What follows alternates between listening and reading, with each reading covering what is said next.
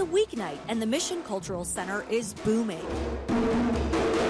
While these students are learning drumming, others are learning folkloric dancing, and others are learning ballet. This center represents Latin America. We offer music, art, and dance classes. We have about 20,000 yearly that come through here. The center was founded in 1977 by Mission District community activists who felt left out of the city's other cultural institutions. They were demanding a cultural space where we could have our own art.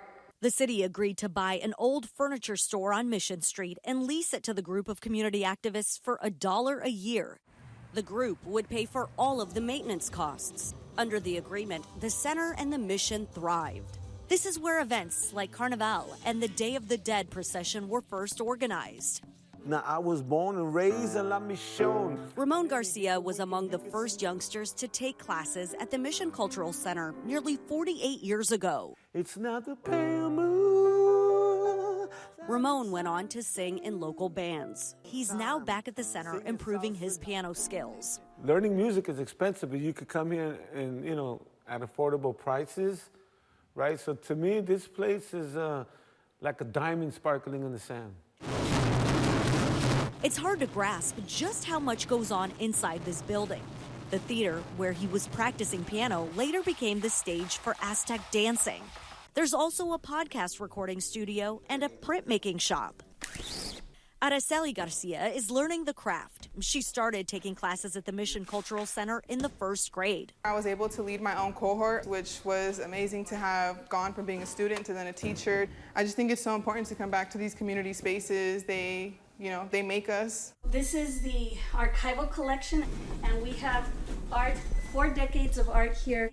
These prints were made to promote community events, festivals, and organized protests. We have over 10,000 prints in our collection that tell the history of the mission, the history of San Francisco. But now that history is being threatened, the Mission Cultural Center must move out of the building by next summer for a seismic retrofit.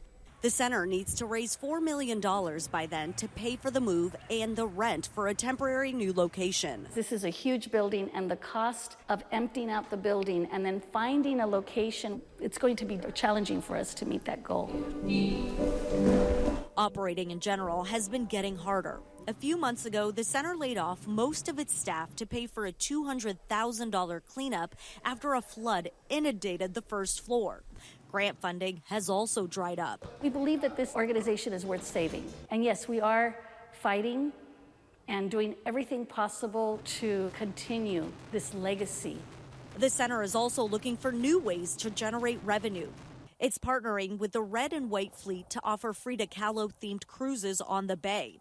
Carlos Cardona Monroy made a giant Frida for the cruise. Este centro cultural hace eso, que la gente se exprese. Carlos says the Mission Cultural Center lets people express themselves. He emigrated from Colombia. It's here where he's finally able to practice his trade making crafts. To be able to come into a space where people speak your language, where you feel reflected and identified is very important.